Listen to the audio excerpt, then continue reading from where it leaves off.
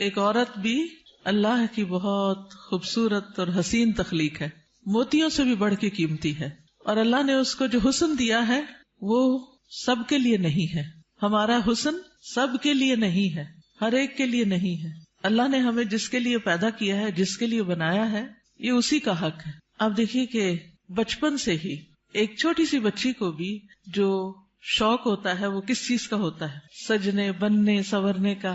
چھوٹے چھوٹے بچے ماؤں کی لپسٹکس کا کیا حال کرتے ہیں، صرف اپنے اوپر نہیں لگاتے، دیواروں پہ بھی لگا دیتے ہیں. اور اسی طرح قرآن مجید میں بھی آتا ہے افمن ينشأ فی الحلیۃ، کیا وہ جو زیورات میں پالی جاتی. تو سجنا، بننا، اچھا کپڑا، اچھا لباس، اچھا زیور، یہ عورت کی کمزوری ہوتی. ہر عورت کو کسی نہ کسی درجے میں تھوڑا یا زیادہ پسند ہوتا ہے. اگر روزانہ اپنی زیب و زینت کا اہتمام نہ کرے تو خاص خاص مواقع پر ضرور کرتی. اور پھر اس میں بعض اوقات یہ ہوتا ہے کہ صرف زیب و زینت کرنے کا شوق نہیں ہوتا، اس کو نمایاں کرنے کا بھی بہت شوق ہوتا ہے. تو اس صورت میں پھر یہاں ایک امتحان شروع ہو جاتا ہے کہ ہمیں یہ زیب و زینت کس کس کے سامنے ظاہر کرنے کی اجازت ہے اور کس کے سامنے نہیں. تو یہ چھوٹی سی کتاب ہے، اس آیت سے متاثر ہو کر تحریر کر دی گئی. بہت سے لوگ کہتے رہتے ہیں کہ اپنی تفسیر لکھیں، لیکن اس کا تو وقت نہیں. سوچا چلے ایک آیت ہی صحیح، بلغوا انی ولو آیہ. قال اللہ تعالی، اللہ تعالیٰ کا فرمان ہے، جب اللہ تعالیٰ کوئی بات فرماتے ہیں تو پھر کیا کرتے ہیں، کیسے سنتے ہیں؟ بہت دھیان سے، توجہ سے. وقل للمؤمنات، اور مومن عورتوں سے کہہ دیجئے کیا کریں؟ اپنی نگاہیں نیچی رکھیں، یعنی اپنی نگاہوں کی حفاظت کریں، اور اپنی شرم گاہوں کی حفاظت کریں، اور اپنی زینت ظاہر نہ کریں، اپنی خوبصورتی نمایاں نہ کریں سوائے اس کے جو خود ظاہر ہو جائے، اور اپنے سینوں پر اپنی اوڑھنیاں ڈالے رکھیں، اور اپنی زینت ظاہر نہ کریں سوائے اپنے شوہروں کے، یا اپنے باپ کے، یا اپنے شوہروں کے باپ کے، یا اپنے بیٹوں کے، یا اپنے شوہروں کے بیٹوں کے، یا اپنے بھائیوں کے، یا اپنے بھائیوں کے بیٹوں کے، یا اپنی بہنوں کے بیٹوں کے، یا اپنی عورتوں کے، یا اپنے غلاموں کے، یا وہ زیر دست مرد جو کسی اور قسم کی رغبت نہ رکھتے ہوں، یا وہ بچے جو عورتوں کی پوشیدہ باتوں سے ابھی واقف نہ ہوئے ہوں، اور اپنے پاؤں زمین پر مار کر نہ چلیں کہ ان کی پوشیدہ زینت لوگوں کو معلوم ہو جائے. اور اے مومنو، تم سب مل کر اللہ سے توبہ کرو تاکہ تم کامیاب ہو جاؤ. یعنی اس حکم کی کہیں نہ کہیں جو خلاف ورزی ہوتی ہے اس پر توبہ کرو تاکہ کامیاب ہو سکو. اس سے پتہ یہ چلتا ہے کہ اگر اس حکم کی خلاف ورزی کی گئی تو کہیں ایسا نہ ہو کہ کامیابی مخدوش ہو جائے. تو ارشاد ہے وَقُلْ لِلْمُؤْمِنَاتِ، اور مومن عورتوں سے کہہ دیجئے. پیج 3. مومنات کون ہوتی ہیں؟ جو ایمان لانے والیاں ہیں، اللہ اور اس کے رسول محمد صلی اللہ علیہ وسلم کا حکم دل سے مان لینے والیاں، ماننے کے بعد ان احکامات پر عمل کرنے والیاں، اللہ سے اپنی محبت کے دعوے کو سچ کر دکھانے والیاں. اللہ تعالیٰ کا ارشاد ہے بے شک مسلمان مرد اور مسلمان عورتیں، اور مومن مرد اور مومن عورتیں، اور فرما بردار مرد اور فرما بردار عورتیں، اور سچے مرد اور سچی عورتیں، اور صبر کرنے والے مرد اور صبر کرنے والی عورتیں، اور عاجزی اختیار کرنے والے مرد اور عاجزی اختیار کرنے والی عورتیں، اور صدقہ کرنے والے مرد اور صدقہ کرنے والی عورتیں، اور روزہ دار مرد اور روزہ دار عورتیں، اور اپنی شرمگاہوں کی حفاظت کرنے والے مرد اور حفاظت کرنے والی عورتیں، اور اللہ کا بہت زیادہ ذکر کرنے والے مرد اور ذکر کرنے والی عورتیں. ان کے لیے اللہ نے مغفرت اور بہت بڑا اجر تیار کر رکھا ہے. اللہ کی بخشش اور بڑا اجر کس کے لیے ہے؟ ان صفات کے حامل مومن مردوں اور عورتوں کے لیے. تو ارشاد ہے وَقُلْ لِلْمُؤْمِنَاتِ، کیا ارشاد؟ پیج پر یغضضن من ابصارہن، کہ وہ اپنی نگاہیں نیچی رکھیں. کیا مطلب ہے اس کا؟ کہ حرام چیزوں پر نگاہ نہ ڈالیں، نامحرم مردوں کو نگاہ بھر کے نہ دیکھیں، اچانک نظر پڑ جائے تو نظر پھیر لیں، شہوت کی نظر سے نہ دیکھیں، کسی مرد یا کسی عورت کا سطر نہ دیکھیں، یعنی جو حصے چھپا کے رکھنے کے قابل ہیں، فحش تصاویر اور فحش مناظر نہ دیکھیں، ادھر ادھر تانک جھانک نہ کریں. نبی صلی اللہ علیہ وسلم نے فرمایا زنا العین النظر، نظر بازی آنکھوں کا زنا ہے. نبی کریم صلی اللہ علیہ وسلم نے فرمایا تم اپنی طرف سے مجھے 6 چیزوں کی ضمانت دو، میں تمہیں جنت کی ضمانت دوں گا. جب بات کرو تو سچ بولو، جب وعدہ کرو تو پورا کرو، جب تمہارے پاس امانت رکھی جائے تو ادا کرو، اپنی شرمگاہوں کی حفاظت کرو، اپنی نگاہوں کو نیچا رکھو اور اپنے ہاتھوں کو روکے رکھو. تو یہ حکم ہے نگاہیں نیچی رکھنے کا. پھر آیت کے اگلے حصے میں فرمایا وَيَحْفَظْنَ فُرُوجَهُنَّ، اور وہ اپنی شرمگاہوں کی حفاظت کریں، یعنی جسم کے قابل ستر حصے چھپا کر رکھیں. باریک اور تنگ لباس خصوصاً چست پاجامے سطر ڈھانپنے کے تقاضے پورے نہیں کرتے. زنا، بدکاری اور فحاشی سے بچیں. بلا ضرورت اپنے جسم کا کوئی حصہ نہ کھولیں. ہم جنس پرستی سے دور رہیں. جانوروں یا مصنوعی آلات سے جنسی خواہش پوری نہ کریں. پھر فرمایا وَلَا يُبْدِينَ زِينَتَهُنَّ، اور اپنی زینت ظاہر نہ کریں، یعنی جسمانی ساخت اور شکل و صورت کی خوبصورتی کو نمایاں نہ کریں. زینت میں دونوں چیزیں آ جاتی ہیں، جسم کا فگر بھی اور شکل و صورت کی خوبصورتی بھی. پھر مصنوعی اور آرائشی زینت جیسے زیور، لباس یا میک اپ وغیرہ چھپا کر رکھیں نان محرم سے. باریک لباس نہ پہنے. گھر سے نکلتے وقت تیز خوشبو نہ لگائیں کیونکہ وہ بھی زینت کا حصہ ہے. رسول اللہ صلی اللہ علیہ وسلم نے فرمایا 2 قسم کے لوگ جہنمی ہیں جنہیں میں نے نہیں دیکھا. وہ لوگ جن کے پاس بیلوں کی دموں کی طرح کے کوڑے ہوں گے جن سے وہ لوگوں کو مارتے ہوں گے. وہ عورتیں جو لباس پہن کر بھی بے لباس ہوں گی، مائل کرنے والیاں، مائل ہونے والیاں، گویا ان کے سر بختی اونٹ کے کوہان کی مانند ہوں گے، یعنی سر خاص طور پر اوپر، سروں کے اوپر مزید بالوں اور کا جوڑا بنا کے یا اونچے کر کے اس کو اٹھایا ہوا ہو. وہ جنت میں داخل نہ ہوگی اور نہ اس کی خوشبو پائیں گی، حالانکہ اس کی خوشبو اتنی اور اتنی دور سے آتی ہوگی. یہ صحیح مسلم کی روایت ہے. پھر فرمایا الا ما ظہر منہا، سوائے اس کے جو اس میں سے ظاہر ہو جائے. وہ زینت جو خود بخود ظاہر ہو جائے، نہ کہ ظاہر کی جائے، مثلاً چادر کا ہوا میں اڑ جانا اور زینت کا کھل جانا. وہ زینت جس کو چھپانا ممکن نہ ہو، جیسے چادر، گاؤن یا اسکارف وغیرہ. جسمانی ساخت میں سے دراز قد یا متناسب جسم ہونا، اس میں بھی ایک اٹریکشن ہوتی ہے، اب یہ چھپائی نہیں جا سکتی. سیدنا ابن مسعود اس کی تفسیر میں فرماتے ہیں کالرداء والثیاب، جیسے چادر اور کپڑے. چادر جو اوپر کی چادر یا گاؤن وغیرہ ہوتا ہے، یا جو کپڑے نیچے سے نظر آ جاتے ہیں. یاد رہے زینت ظاہر ہونے اور زینت ظاہر کرنے میں فرق ہے. ایک وہ ہے جو آپ خود کھول دیتے ہیں اور ایک وہ ہے جو اتفاق سے ہو جاتی ہے. پھر فرمایا وَلْيَضْرِبْنَ بِخُمُرِهِنَّ عَلَى جُيُوبِهِنَّ، اور وہ اپنی اوڑھنیاں اپنے سینوں پہ ڈالے رکھیں.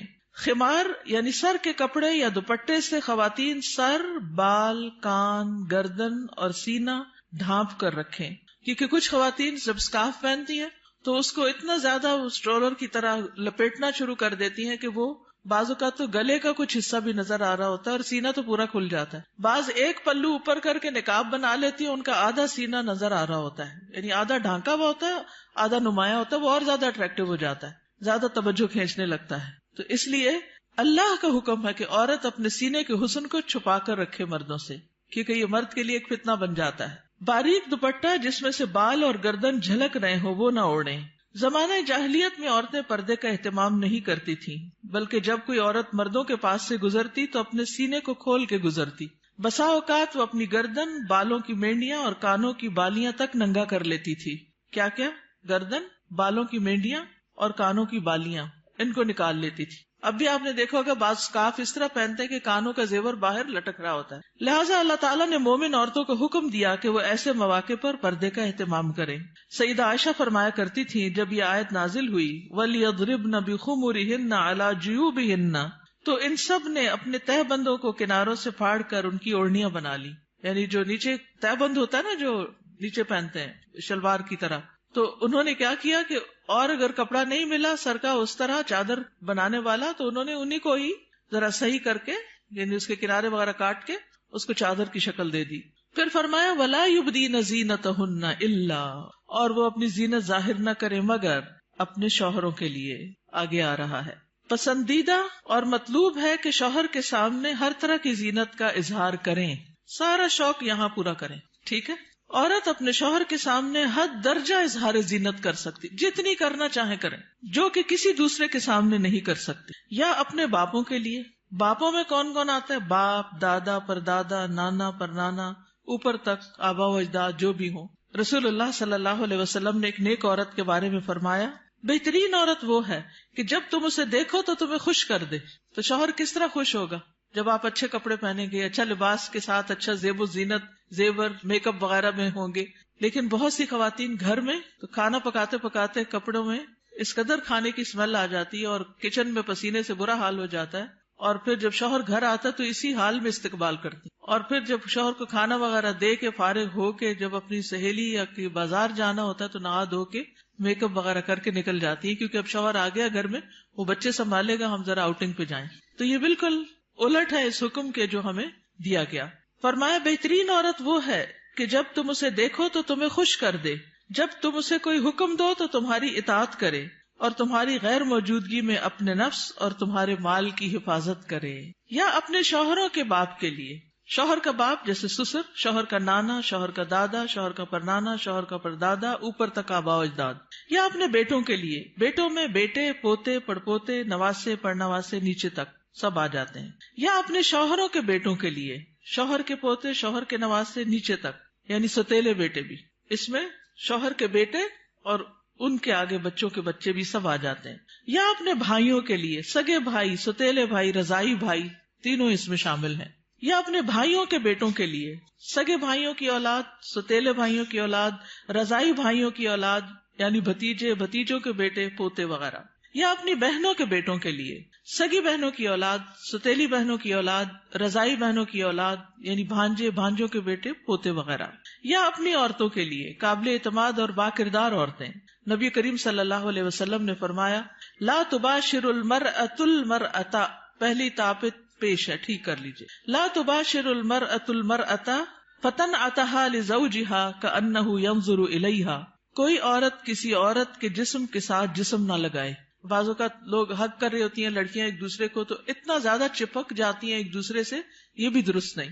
اور پھر اس طرح بھی کہ وہ اپنے شوہر سے اس کا حلیہ بیان کرے، یعنی جس طرح وہ فیل کرے اس عورت کو، پھر گھر جا کے اپنے میاں کو اس کی ساری تعریف کر کے بتائے کہ گویا وہ اسے دیکھ رہا ہے. یا تمہارے دائیں ہاتھ جن کے مالک ہوئے، لونڈیاں اور غلام مراد ہیں یہاں، لیکن جو گھریلو ملازمین ہیں یہ لونڈی غلام میں شامل نہیں ہوتے، ان سے احتیاط برتنی چاہیے.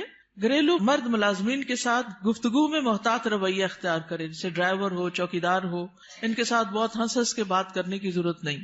مذکورہ بالا تمام رشتوں کے سامنے زینت کا اظہار کرتے ہوئے ان کے مقام اور احترام کو پیش رکھیں.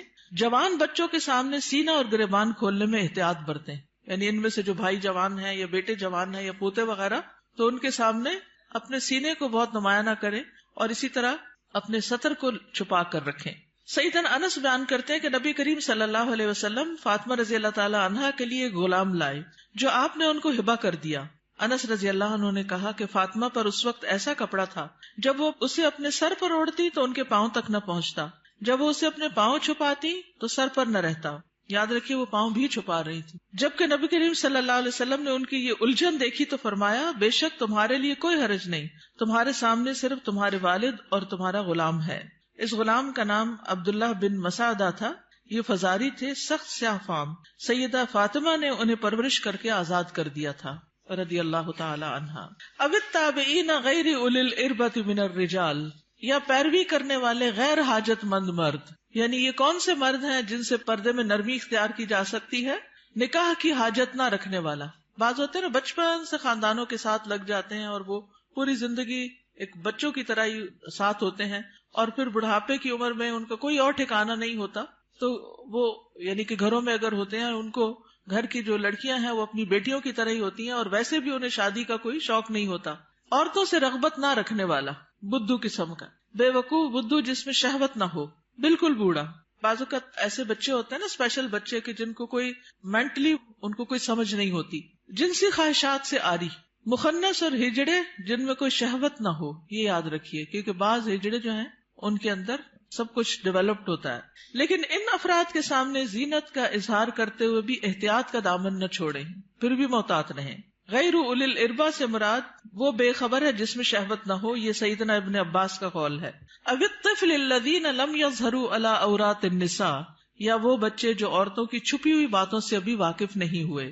نابالغ بچے جن کا جنسی شعور بیدار نہ ہوا ہو، جو کم عمری کی وجہ سے عورتوں کے حالات اور مخصوص اوصاف سے واقف نہ ہوں، جن کو کوئی سمجھ نہ ہو پیریڈز کیا ہوتے ہیں، اور یعنی ابھی ان کی عورتوں سے متعلق جو خاص باتیں ہیں ان کو سمجھ نہ ہو. ابن کثیر کہتے ہیں جب بچہ بالغ ہو یا بلوغت کے قریب ہو اور ان چیزوں کو جانتا پہچانتا ہو، بدصورت اور خوبصورت عورت میں تمیز کر سکتا ہو، یعنی جس دن بچہ یہ کہ نا ماما وہ بہت خوبصورت ہے، تو اسے عورتوں کے پاس نہ آنے دیا جائے. یہ ابن کثیر کی تفسیر ہے. کسی خاص عمر کی یہاں قید نہیں، بچے کی سمجھ کے مطابق احتیاط سے کام لیتے ہوئے زینت کا اظہار کرے. لیکن افسوس ہوتا ہے ان خواتین پر جو اچھے بھلے جوان لڑکوں کو گلے لگا لیتی ہیں یا ان کے سر پہ ہاتھ پھیرنے لگتی ہیں یا ہاتھ ملانا شروع کر دیتی ہیں. یہ بھی اس حکم کے منافی ہے، چاہے بچپن سے اس بچے کو آپ نے پالا ہی کیوں نہ ہو. وَلَا يَضْرِبْنَ بِأَرْجُلِهِنَّ لِيُعْلَمَ مَا يُخْفِينَ مِنْ زِينَتِهِنَّ، اور وہ اپنے پاؤں مارتی ہوئی نہ چلیں کہ جو وہ اپنی زینت میں سے چھپاتی ہیں اس کو جان لیا جائے. یعنی مردوں کو متوجہ کرنے والی چال نہ چلیں، یعنی چلتے ہوئے بھی ایک وقار کا خیال رکھیں. جھنکار والی پازیب نہ پہنے، یعنی پاؤں کا زیور ایسا کہ جو چھن چھن کرے اور بازار میں دوسروں کو متوجہ کرے وہ نہیں پہنے. باہر گھر میں پہن سکتے ہیں. آواز پیدا کرنے والا جوتا استعمال نہ کرے، یعنی جیسے بہت ہائی ہیل پہن کے پھر وہ ٹک ٹک ٹک سے سب متوجہ ہو جاتے ہیں، اس سے بھی بچیں. تیز خوشبو استعمال نہ کریں. ابن کثیر کہتے ہیں اس ممانعت میں ہر وہ چھپی ہوئی زینت داخل ہے جو حرکت کرنے سے ظاہر ہو جائے. اسی ضمن میں عورت کو خوشبو لگا کر باہر نکلنے سے بھی منع کیا گیا ہے کہ لوگ اس کی خوشبو محسوس کریں. زمانہ جاہلیت میں رواج تھا کہ عورت جب راستے میں چلتی اور اس نے پاؤں میں پازیب پہنی ہوتی جس کی آواز سنائی نہ دیتی تو وہ اپنے پاؤں زمین پر اس طرح مارتی جس سے مردوں کو پازیب کی جھنکار سنائی دیتی. تو اللہ تعالیٰ نے مومن عورتوں کو ایسا کرنے سے منع کر دیا. نبی کریم صلی اللہ علیہ وسلم نے فرمایا ہر آنکھ زنا کرتی ہے، اور عورت جب خوشبو لگا کر کسی مجلس سے گزرتی ہے تو وہ ایسی اور ایسی ہے، یعنی زانیہ ہے. تو اس لیے خوشبو کے معاملے میں بھی احتیاط برتیں. ایسی خوشبو نہ لگائیں کہ جو پھیل رہی ہو، خصوصاً اگر آپ بازار سے ہو کر گزر رہے ہیں یا مردوں کے ساتھ آپ کا کسی بھی طرح کا کوئی انٹریکشن ہے، یا گھر میں کوئی ایسا رشتہ دار ہے کہ جو محرم نہیں ہے. وَتُوبُوا إِلَى اللَّهِ جَمِيعًا أَيُّهَا الْمُؤْمِنُونَ لَعَلَّكُمْ تُفْلِحُونَ، اور اے مومنو سب کے سب اللہ کی طرف توبہ کرو تاکہ تم فلاح پاؤ. اس میں پچھلے گناہوں پر ندامت کا اظہار کریں، یعنی اللہ تعالیٰ کے سامنے آئندہ گناہ نہ کرنے کا عہد کریں، اپنی اصلاح کی ہر ممکنہ کوشش کریں، ان لغزشوں اور غلطیوں سے توبہ کریں جو پردے کے معاملے میں اب تک ہوتی رہیں. آئندہ زندگی کے لیے اپنے طرز عمل کی اصلاح ان ہدایات کے مطابق کر لیں جو اللہ اور اس کے رسول صلی اللہ علیہ وسلم نے دی ہیں. اللہ تعالیٰ کا ارشاد ہے وَهُوَ الَّذِي يَقْبَلُ التَّوْبَةَ عَنْ عِبَادِهِ وَيَعْفُو عَنِ السَّيِّئَاتِ وَيَعْلَمُ مَا تَفْعَلُونَ، اور وہی ہے جو اپنے بندوں کی توبہ قبول کرتا ہے اور ان سے درگزر فرماتا ہے، اور وہ جانتا ہے جو تم عمل کرتے ہو. دیگر محارم حقیقی چچا اور ماموں بھی محرم ہیں، کیونکہ بھتیجی اور بھانجی سے نکاح نہیں کیا جا سکتا. رضائی رشتے بھی نسبی رشتوں کی طرح محرم ہیں، ان کے سامنے بھی زینت کا اظہار جائز ہے. اللہ تعالیٰ کا ارشاد ہے تم پر تمہاری مائیں اور تمہاری بیٹیاں اور تمہاری بہنیں اور تمہاری پھپھیاں اور تمہاری خالائیں اور بھائی کی بیٹیاں اور بہنوں کی بیٹیاں حرام کر دی گئی ہیں. رسول اللہ صلی اللہ علیہ وسلم نے فرمایا بے شک اللہ نے رضاعت سے بھی ان رشتوں کو حرام کر دیا جن کو نسب سے حرام کیا گیا. حجاب مسلمان عورت کی شناخت ہے. مسلمان عورت حجاب سے پہچانی جاتی ہے، وہ دوسروں سے الگ ہو جاتی ہے. اللہ تعالیٰ کا ارشاد ہے اے نبی اپنی بیویوں اور بیٹیوں اور مومن عورتوں سے کہہ دیجئے، بیویاں بیٹیاں اور مومن عورتیں سب کی سب وہ اپنے چادروں کے پلو اپنے اوپر لٹکا لیا کریں. اس طرح زیادہ توقع ہے کہ وہ پہچان لی جائیں، یعنی حجاب کی وجہ سے پہچان لی جائیں، نہ کہ حجاب اتار کے پہچان لی جائیں. حجاب اتار کے تو ایک عورت عام عورت کی طرح ہی لگے گی نا. تو ایذا نہ دی جائیں، اور اللہ بہت بخشنے والا بے حد رحم کرنے والا ہے. یہ ایذا کون سی ہے؟ سیکشل ہراسمنٹ، کہ جب عورت کسی مرد کو اٹریکٹ کرتی ہے تو پھر وہ اس کے پیچھے آتا ہے اور اس کو نقصان دینا چاہتا ہے. مردوں سے بھی خطاب کیا گیا. نظر اور شرمگاہ کی حفاظت کا حکم صرف عورتوں کے لیے نہیں بلکہ مردوں کے لیے بھی ہے.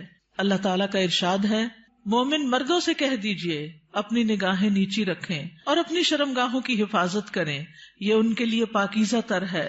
بے شک اللہ خبر رکھنے والا ہے اس کی جو وہ کرتے ہیں. یعنی اللہ سبحانہ وتعالیٰ کو سب پتا ہے کہ وہ نگاہیں نیچی رکھتے ہیں یا نہیں رکھتے. سیدنا جریر بن عبداللہ سے روایت ہے، وہ کہتے ہیں میں نے رسول اللہ صلی اللہ علیہ وسلم سے اچانک نظر پڑ جانے کے بارے میں سوال کیا تو آپ صلی اللہ علیہ وسلم نے مجھے حکم دیا کہ میں اپنی نظر پھیر لوں، یعنی اگر کسی عورت پر نظر پڑ جائے تو پھر اس کو دوسری طرف پھیر لوں. نظر کی حفاظت دراصل شرمگاہ کی حفاظت ہے. جس نے اپنی نظر کو آزاد چھوڑ دیا اس نے اسے ہلاکت کے گڑھے میں ڈال دیا، اور نظر ہی عام حادثات کی اصل ہے جو انسان کو پہنچتے ہیں. یہ ابن القیم کا قول ہے. نگاہ نیچی رکھنے کے فوائد کیا ہیں؟ یہ بھی ابن القیم کا قول ہے. محبت کی حقیقت اور اس کے تقاضے کتاب میں. دل شہوت سے رک جاتا ہے، دل میں نور پیدا ہو جاتا ہے، علم کے راستے کو شادہ ہو جاتے ہیں، دل کو فرحت و خوشی حاصل ہوتی ہے، عقل قوی اور مضبوط ہوتی ہے، دل غم و حسرت سے خلاصی پا لیتا ہے، انسان کی عقل و فراست بڑھتی ہے، دل کو قوت و شجاعت حاصل ہوتی ہے. نگاہ جھکانا جہنم کا دروازہ بند کرنے کا سبب ہے، غفلت کے پردے ہٹتے ہیں. رسول اللہ صلی اللہ علیہ وسلم نے دعا بھی سکھائی، سنن نبی داؤد میں آتی ہے، اللہم انی اعوذ بک من شر سمعی ومن شر بصری ومن شر لسانی ومن شر قلبی ومن شر منی. اے اللہ، بے شک میں اپنی سماعت کے شر سے، اپنی بصارت کے شر سے، اپنی زبان کے شر سے، اپنے دل کے شر سے اور اپنی شرمگاہ کے شر سے تیری پناہ چاہتا ہوں. اپنا جائزہ لیجئے، کیا یہ احکامات میرے لیے ہیں اور کیا ان پر عمل کرنا ضروری ہے؟ کیا میں اپنی نگاہوں اور سطر کی حفاظت کر رہی ہوں؟ کیا میں اپنے خمار یا دوپٹے کو اپنے سینے پر ڈالتی ہوں؟ کیا میں اپنی زینت کو چھپانے کا اہتمام کرتی ہوں؟ یاد رکھیے، ہمارا معاملہ کسی انسان کے ساتھ نہیں، رب العالمین کے ساتھ ہے، جو علم بھی رکھتا ہے اور ہر چیز کے بارے میں باخبر بھی ہے. نظر کے بارے میں کچھ اشعار ہیں. کل حوادث مبدأها من النظر، تمام حوادث کی ابتدا نظر سے ہوتی ہے. یعنی جو عشق و عاشقی کے سلسلے چل پڑتے ہیں اور انسانوں کو بعض اوقات انتہائی بیمار کر دیتے ہیں کہ وہ کسی قابل نہیں رہتے، اس کی ابتدا نظر سے ہی ہوتی ہے. وَمُعْظَمُ النَّارِ مُسْتَصْغَرُ الشَّرَرِ، اور چھوٹی چنگاری سے بھی زبردست آگ بھڑک اٹھتی ہے. نظر فابتسامۃ فسلام، پہلے نظر، پھر مسکراہٹ، پھر سلام. فکلام فموعد فلقاء، پھر بات چیت، پھر ملاقات کا وعدہ، اور پھر اس کے بعد اللہ کے حکم کی نافرمانی میں انسان جا پڑتا ہے. اللہ سبحانہ تعالی ہمیں ایمان عطا کرے، حیا عطا کرے اور اس حکم پر عمل کی توفیق عطا کرے. آخری صفحے پر ہے، رسول اللہ صلی اللہ علیہ وسلم نے فرمایا، حیا ایمان میں سے ہے اور ایمان جنت میں لے جاتا ہے، جبکہ بے حیائی کوڑا کرکٹ ہے اور کوڑا کرکٹ آگ میں جاتا ہے. یہ کتاب آپ کے لیے تحفہ ہے.